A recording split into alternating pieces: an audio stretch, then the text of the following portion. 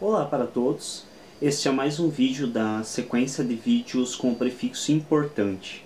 Então essa é uma sequência de vídeos que eu estou gravando direcionados realmente às pessoas que não têm envolvimento nenhum com psicologia, mas que de certo modo estão envolvidas com problemas sociais bem graves e que podem gerar consequências bem drásticas. Então, durante algumas conversas eu tive a ideia de estar gravando essa sequência de vídeos. Já existem outros dois no canal, acessem o canal, se inscrevam e assistam o vídeo importante para adolescentes entre 14 a 18 anos e importante para pré-adolescentes entre 10 a 14 anos, que são vídeos que falam sobre coisas do dia a dia que acontecem normalmente na nossa vida, de maneira geral, no nosso convívio social, e que podem estar colocando as pessoas em certos riscos.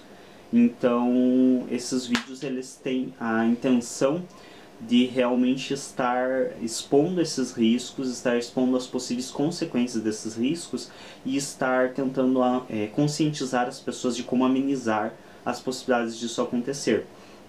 Então, hoje, este vídeo especificamente é direcionado a casais que estão em processo de separação ou que já estão separados e adultos, obviamente. Eu não vou estar colocando questões como de diferenças em entendimentos entre casais héteros, casais homossexuais ou homoafetivos, perdão, entre esse tipo de coisa, ou diferenças de classes sociais, que aí o vídeo acaba virando uma enrolação de explicação e justificativa mais do que realmente direto ao ponto. Então eu vou estar utilizando, não é por preconceito, mas sim por facilidade mesmo, estar utilizando a visão do casal convencional de pai e mãe, que é o que a gente geralmente trabalha, mas atualmente a gente sabe que existe a possibilidade legal de pais adotarem crianças e terem filhos. Então casais homoafetivos com dois pais ou duas mães podem também estar tendo filhos e estar criando, e eventualmente também correm o risco de precisar estar se separando pelo relacionamento não ter mais dado certo, não estar seguindo pela linha que ambos gostariam. Então eu vou estar falando a partir do casal convencional, mas aí se adapte adequadamente. O mesmo é válido para os casais homoafetivos. Então o mesmo que eu vou estar me referindo em relação a mãe e pai, também é válido para casais onde são dois pais ou onde são duas mães. Se eu fosse estar abrindo exceção e estar explicando, no casal convencional assim, no casal homoafetivo assim, aí eu também teria que estar explicando no casal onde a criança é adotada, no casal onde, por exemplo, há duas mães ou dois pais, porque um é o pai biológico, outro é um pai adotivo, porque tem madrasta, tem padrasto. Então, como eu disse, ia acabar o vídeo virando um monte de justificativa, um monte de discurso que não cabe ao objetivo desse vídeo. Por isso que eu vou estar realmente falando apenas a partir do casal convencional, que é pai e mãe, homem e mulher. Bom, o que é importante entendermos? Então, primeira coisa, o estigma de filho de pais separados já caiu muito. E isso eu posso falar por experiência própria, porque eu sou filho de um casal que eventualmente se separou. Houveram discordâncias, desavenças na vida pessoal e foram obrigados a estar se separando. Então, o que eu estiver falando aqui, eu posso falar muita coisa a partir da minha perspectiva mesmo, do que eu presenciei, do que eu vivi e do que eu senti. Então, não estou falando nada fora da minha realidade. É importante destacar isso. Obviamente, cada um entende a realidade ao seu modo, mas eu creio que isso já me deu alguma experiência a mais para estar falando a respeito desse assunto.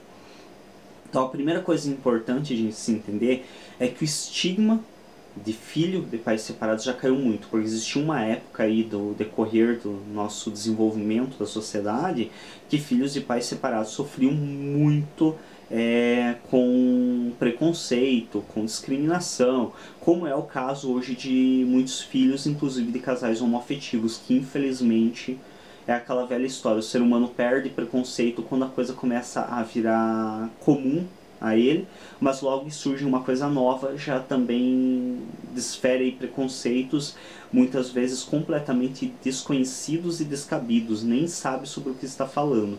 Então, como a separação ela já virou uma coisa comum, uma coisa banal, frequentemente casais se separam. Não que isso seja mais ruim do que anteriormente. Muitos dizem, antigamente o casamento durava 40, 50 anos. Sim, as mulheres eram submissas, não tinham voz, às vezes passavam 40, 50 anos do lado de um idiota, um completo otário que tratava elas mal, mas devido à criação social da época, elas simplesmente se submetiam a esse tipo de relacionamento. Por isso que o relacionamento durava. Não que isso fosse um relacionamento feliz e que isso fosse bom, então é bem importante deixar claro isso também. Que o fato de haverem mais separações hoje não significa que os relacionamentos estão piores do que eram antigamente. Só significa que as pessoas talvez estejam tendo um pouco mais de raciocínio a respeito e entendam que muitas vezes é preferível você estar separado, vivendo cada um uma vida feliz, do que estar juntos se matando ainda quando tem filhos, gerando alguns problemas que a gente vai ver um pouco mais à frente, que é que realmente está ainda prejudicando o desenvolvimento psíquico desses filhos. Então é importante deixar claro que não é melhor nem pior os casais estarem se separando mais hoje do que se separavam anteriormente. Como eu disse, como já virou uma coisa comum, também não tem mais aquele estigma de filho de pais separados. Hoje os preconceitos já estão direcionados para outras áreas, infelizmente também. Não que isso seja bom, porque assim como os filhos de casais separados pararam de sofrer com isso, tem crianças de outras situações que estão sofrendo atualmente o mesmo preconceito que muitos sofreram anteriormente em relação a isso. Bom, uma das primeiras coisas que é importante destacarmos é necessário dividir, por mais que seja a mesma pessoa, por mais que estejamos falando de uma situação muito semelhante, que seja difícil em certos aspectos estar dividindo, é importante entendermos que uma é o casal, outra é os pais. Por mais que ambos, o casal também sejam os pais, e os pais são um casal antes de se separarem, ou já foram um casal um dia, ao menos no momento de conceber a criança, é necessário se entender que quando o casal se desfaz, os pais ainda estão ali. E essa união dos pais não é como a união do casal, que tem uma união sentimental, uma união sexual. Não, essa união dos pais tem uma coisinha aqui juntando que se chama filho. E essa coisinha chamada filho merece respeito. Então é necessário que os pais entendam que quando um casal se separa, como pais eles ainda continuam juntos. Eles são pais da mesma criança e eles não têm como cortar essa criança no meio e cada um ficar com metade. Então é ridículo você pensar que porque você se separou como casal, você pode se separar como pai. Você sempre vai ser pai, vai ser mãe daquela criança e vocês sempre vão ter um relacionamento, você com o seu parceiro ou parceira, e vão sempre manter um relacionamento como pais. Indiferente se vocês se odeiam como casal, vocês vão sempre manter um relacionamento como pais. Então é importante entender, em primeiro lugar, que teu filho não é obrigado a ficar ouvindo teus problemas de relacionamento. Então, muito comum que pais comecem a falar mal do outro quando se separam por motivos pessoais de relacionamento. Primeiro, teu relacionamento é da tua conta, não é da conta do teu filho. Teu filho não tem obrigação nenhuma de ouvir teus problemas de relacionamento. Você quer falar com alguém sobre seus problemas com seu parceiro? Procure um psicólogo. Teu filho não é obrigado a ficar ouvindo o quanto teu casamento foi uma porcaria, ou seja, teu namoro, teu noivado, ou quanto o teu namorado ou noivo foi uma desgraça na tua vida, ou vice-versa, o quanto que a tua mulher foi uma porcaria na tua vida. Teu filho não é obrigado a ouvir isso, porque você está falando do pai ou da mãe dele. Você não está falando de um completo estranho para ele, e mesmo que tivesse, você deveria reavaliar se realmente é esse tipo de diálogo que você quer ter com o seu filho, que o seu filho merece ouvir. Então já é o primeiro passo importante. Esse negócio de se separou, tá falando mal do outro para o filho, não tem cabimento, não tem lógica alguma. E, igualmente, também incentivar que a criança, ou o pré-adolescente, ou o próprio adolescente fale mal do outro. Porque muitas vezes também o que acontece? A criança foi repreendida em casa, é normal, ser repreendida por um dos dois cuidadores, ou mais, como eu disse, não vou ficar especificando detalhes e poréns e questões, mas foi repreendido por um dos cuidadores.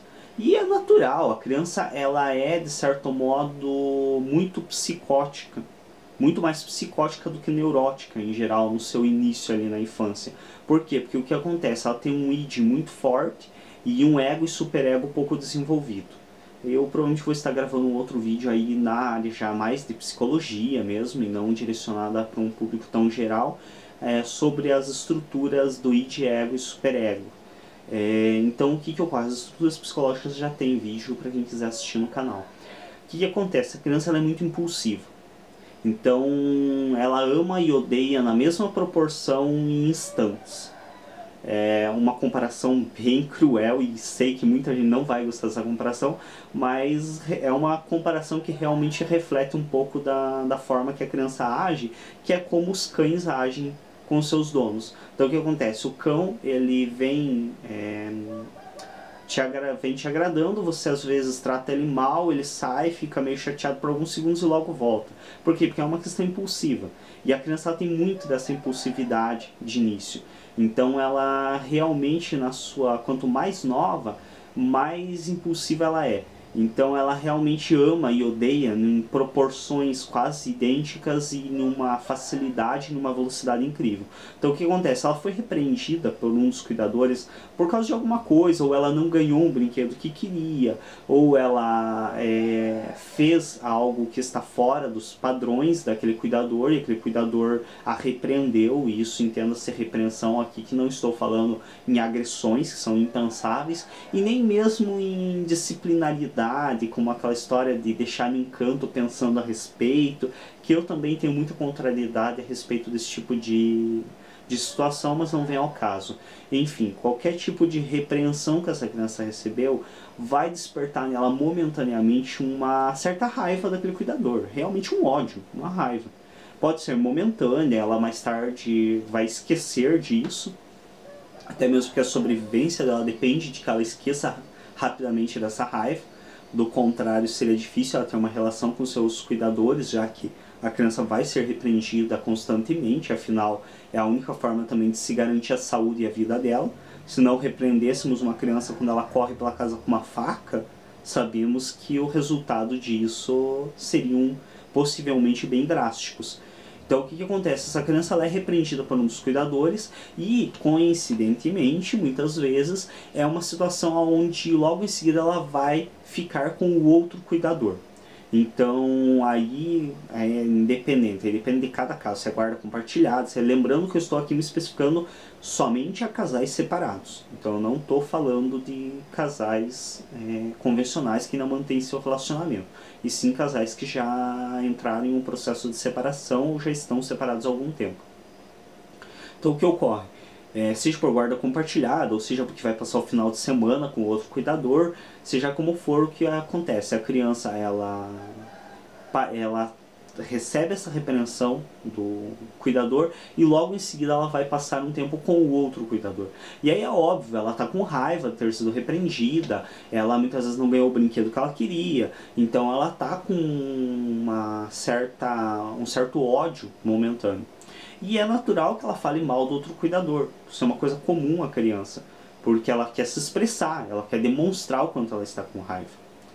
Aí o que acontece? Muitas vezes o outro cuidador, não aquele que repreendeu, ele incentiva que essa criança fale mal. E em uma situação que muitas vezes ele sabe que foi uma situação necessária e que ele faria o mesmo. Como eu disse, ninguém em sua consciência que realmente quer o bem de uma criança vai permitir que ela fique correndo pela casa com uma tesoura, com uma faca na mão, sem repreendê-la. E aí esse outro cuidador começa a incentivar que a criança fale mal e desenvolva um ódio que seria momentâneo, ele acaba prolongando esse ódio por um tempo desnecessário. O ódio momentâneo é natural da criança e é importantíssimo para o desenvolvimento dela. Tudo que é natural da criança é super importante para o desenvolvimento dela e não deve ser repreendido, senão vai gerar um prejuízo muito evidente e um prejuízo grande, algo que coloque a saúde ou a vida dela em risco. Então esse ódio que ela sente naturalmente do cuidador por ter sido repreendido é algo perfeitamente compreensível, natural e que deve ser deixado que ela exerça esse ódio do modo dela, sempre explicando que há uma necessidade da repreensão pelo bem-estar dela, mas também deixando que ela exerça de livre vontade os pensamentos e a esse ódio, esse sentimento que faz parte. O ódio também é um sentimento, tem sua utilidade e deve sim ser desenvolvido e compreendido pela criança, mas de maneira natural. Assim, qual que é a diferença? Por que então é importante que a criança desenvolva essa raiva natural do cuidador quando é repreendida, porém é 100% errado que o outro cuidador incentive o desenvolvimento dessa raiva? Pelo mesmo motivo que é natural e é perfeitamente cabível que uma criança se masturbe, mas é inadmissível a questão de um adulto masturbar. É exatamente a mesma coisa. Então, uma coisa é o que a criança faz naturalmente a partir dos seus desejos e o que ela faz parte do seu desenvolvimento. Outra é o que ela é incentivada ou forçada a fazer. E é exatamente a mesma coisa, e inclusive o dano é o mesmo.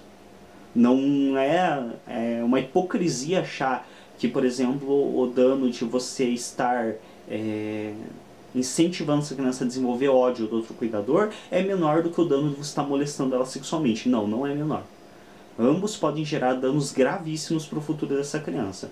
Então, qual que seria o posicionamento cabível e sensato do outro cuidador que não foi o que repreendeu? É aquela cara de paisagem. Realmente é o que se diz que nós, como futuro psicólogo, deverei ter, e muitos psicólogos devem ter dentro do consultório, obviamente, não necessariamente isso seja obrigação na sua vida pessoal ou em outras situações, mas dentro do consultório se diz que nós devemos ter cara de paisagem, que é realmente ouvir e não emitir opinião. Entenda-se bem, este vídeo não é nada sem opinião e não é nada neutro. Tem sim opinião, até mesmo porque esse vídeo não estamos em um atendimento psíquico. Então você que está assistindo esse vídeo não é meu paciente, nem poderia ser, porque eu não tenho um registro ainda, eu não sou formado em psicologia, sou apenas um estudante. E não é também um trabalho acadêmico com finalidade de formar novos profissionais na área. É um vídeo para pessoas interessadas na área. Então eu não tenho obrigação aqui de ser imparcial. Mas no consultório sim, o psicólogo tem a obrigação de ser imparcial, e essa mesma imparcialidade que é cabível e de bom senso a um cuidador em relação ao outro. Então é muito sensato que não se fale mal do outro cuidador, não se incentive que a criança fale mal, mas sim, se deixe ela expressar. Porque também é só você que ela tem para se expressar muitas vezes. Muitas vezes não é uma criança que tem uma sociabilidade tão grande, então ela não tem para quem expressar aquele momento de ira e de raiva dela contra o outro cuidador. É só você que ela tem para se expressar. Ela não tem um amigo, uma amiga que ela possa falar mal ou falar o que ela pensa, porque também o conceito de bem ou mal é totalmente relativo, e para a criança muitas vezes ela não está falando mal. Ela tá falando o que ela tá sentindo, ela tá com uma puta raiva porque outro cuidador brigou com ela, xingou ela, ou então o outro cuidador muitas vezes foi muito enfático, muito mais do que necessário ao repreendê-la, ou então ela não ganhou o que queria e ela não tem ainda as ferramentas adequadas para compreender o porquê ela não ganhou. Muitas vezes também não se disponibiliza isso para a criança, se diz que não vai se dar algo para ela, mas nem se explica o porquê. E ela tem uma raiva momentânea daquele cuidador e ela precisa expressar essa raiva. Então é sim importante que você ouça ela, mas de maneira alguma você a incentive a nada. O que ela desenvolve naturalmente é por conta dela. O que você incentiva a ela, aí é outra história. Então esse já é o primeiro parâmetro importantíssimo, assim, que é realmente, depois de entender que o casal se separando ainda são pais da mesma criança, é necessário entender que você pode ter raiva da tua ex-mulher, do teu ex-marido. Você não tem o direito de ter raiva do pai dessa criança ou da mãe dessa criança. Isso não é um direito concebido a você quando você está diante dessa criança. Sendo fácil ou difícil, eu sempre digo, se eu achasse que filho fosse fácil, eu já teria os meus. Então, você optou por ter um filho, não interessa se é fácil ou difícil. Você fez essa opção, é tua obrigação agora dar conta. Então, legalmente falando, você tem a obrigação de criar quando você faz um filho, indiferente se é fácil ou é difícil.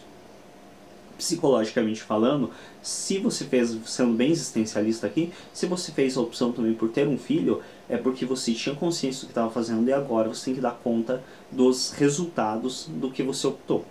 Então não interessa se é fácil ou difícil. Importa que você tenha uma criança, ela merece respeito e ela tem que ser cuidada de uma maneira a não ser traumatizada psicologicamente, a não se destruir o psiquismo dessa criança. Bom, depois dessa questão de falar mal do outro, eu vou tentar ser mais breve, porque o vídeo já está mais extenso do que eu gostaria. É uma questão rápida a respeito de dar presentes. Então tem muito também uma questão de diferenças sociais entre os cuidadores. Então muitas vezes é uma pessoa, um pai ou uma mãe que tem uma condição financeira bem mais modesta e um outro que tem uma condição financeira muito mais avantajada. E aí o que acontece? Muitas vezes o que tem uma condição financeira mais avantajada dá um presente para uma criança que é um presente muito chamativo e de muito valor. Não vou estar dizendo aqui que isso é errado. Até mesmo porque também se você tem condição financeira de presentear a criança com um bom presente, não é também justo eu estar dizendo não dê esse presente para a criança simplesmente porque o outro não poderá dar um presente de igual parâmetro. Mas devemos entender, dentro da construção psíquica dessa criança, o que realmente é válido. Você dá um presente caríssimo para uma criança, e não adianta dizer, por mais que o presente venha com carinho, tudo, é diferente para uma criança ela receber uma bicicleta que ela queria muito e ela ganhar um carrinho simples ou um outro brinquedo comum que tem uma simplicidade muito maior devido à condição financeira do outro cuidador. Ou então ela ganhar um notebook que ela sabe que vale 3, 4 mil reais, dependendo da marca do notebook, e ela ganhar um presente modesto, uma roupa, uma coisa muito mais barata. Então, por mais que pareça que não, e a gente tem aquela mentalidade um pouco mais da criança como inocente, como algo mais belo, devemos entender que o nosso mundo capitalista e o nosso mundo de condição financeira, onde realmente a condição financeira o status é uma coisa muito valiosa e muito valorizada por muitos, a criança ela já vem um pouco com isso. Então ela entende sim, principalmente se ela já estiver numa fase de pré-adolescência ou adolescência, ela entende perfeitamente a diferença entre um presente de 5 mil reais e um presente de 500 reais, ou muito mais modesto. A situação de muitos pais não é também de estar dando um presente de 500 reais, que é quase mais de meio salário mínimo. Então, muitas vezes um cuidador dá um presente aí de 50 reais e o outro tem condição de estar dando um de 1.000 reais. É uma diferença muito grande. Aí o que eu coloco para esse cuidador que tem uma condição financeira mais avantajada, não seria mais adequado para o psiquismo do seu filho você estar dando esse presente em conjunto com o seu ex-parceiro, mas ainda um cuidador, um pai ou uma mãe do seu filho? Então, até mesmo para se criar justamente essa mentalidade na criança de que por mais que vocês não sejam mais um casal, vocês ainda são pais dela, ambos, juntos. É um pai e uma mãe dessa criança, não é? Por mais que não sejam mais um casal, como pais vocês ainda estão juntos. E creio que dentro, apesar de que a gente sabe que muitos relacionamentos terminam de maneiras drásticas, aí, de maneiras muito fortes, e muito impactantes, então que não realmente o casal não consegue manter um diálogo, um relacionamento bacana, mas eu creio que quando é possível manter esse relacionamento, não seria nem um pouco ruim você estar dando um presente caro, se você realmente tem condição e quer bancar um presente caro para o seu filho, para sua filha, não seria nem um pouco prejudicial, ao contrário, seria muito útil e um potencial desenvolvimento para essa criança que você desse esse presente em conjunto com outro cuidador. E não só um presente como o seu, sabendo que a tua condição financeira é muito mais avantajada da do outro. Isso realmente se referindo a diferenças de classes muito grandes e muito evidentes. Um outro tópico, prometo tentar ser o mais breve possível, é discutir em frente à criança. Então tem muitos pais que acham que são os pais perfeitos do mundo porque quando eles vão discutir, eles pedem para a criança ser retirada da sala, por exemplo, ir para o quarto ou ir para outro ambiente. Meu querido, e minhas queridas, vocês estão com uma visão patética e ridícula. Você não é bom pai por mandar a criança sair da sala quando você vai discutir. Porque se você está mandando ela sair é porque você não pretende manter uma conversa em um nível civilizado. E o fato de você estar desrespeitando quem está na tua frente, que é o pai ou a mãe do teu filho, que você escolheu para ser pai ou mãe do teu filho, ou da tua filha, o fato de você desrespeitar essa pessoa já demonstra que você não está sendo um bom pai ou uma boa mãe. Então não tem que pedir para a criança ser retirada da sala. O que tem que acontecer não é a criança se retirar, mas sim o seu bom senso entrar. Então você tem que, se tem um conflito, tem que resolver isso de maneira civilizada e respeitosa. Acima de tudo, entendendo que quem está na tua frente é pai do teu filho ou é mãe do teu filho ou da tua filha. Então tem que ser civilizado, respeitoso e buscar solucionar o problema de maneira civilizada. E para o seu filho, para sua filha, é mais do que importante ver isso. Por quê? Porque quando duas pessoas adultas discutem de maneira civilizada e buscam a resposta para um problema, isso faz parte do desenvolvimento da criança. E isso vai estar ensinando a criança a resolver os problemas dela, na vida dela. Inclusive com você, com o cuidador, com os cuidadores. Então o que ela vai acontecer? Se ela vê os cuidadores resolvendo um conflito, um problema de maneira civilizada, conversando, trazendo argumentação lógica e sem baixar barraco, sem fazer auê, ela vai entender que quando ela tiver um problema com um dos cuidadores, ela pode fazer o mesmo, ou seja, chegar e conversar de maneira civilizada, expor o ponto de vista dela e ouvir a opinião do outro. Então, esse negócio de achar que está sendo bom pai, boa mãe, porque manda a criança sair do ambiente quando vai discutir, isso não existe. Você está sendo um bom pai, uma boa mãe, quando você respeita o outro cuidador do seu filho, e quando você discute de maneira civilizada com o outro e mostra para o seu filho ou para sua filha que é possível sim resolver um conflito de maneira civilizada, de maneira equilibrada. Creio que seja mais do que suficiente, o vídeo já está bem extenso. Se você gostou, clique em gostei, repassa esse vídeo para casais que você saiba que estão em processo de separação. É muito importante que eles tenham essas informações e que busquem respeitar seu filho e sua filha. E a única maneira de respeitar o filho ou a filha é realmente respeitando o outro cuidador, ou seja, o pai ou a mãe dessa criança. Obrigado a todos pela atenção e até um próximo vídeo.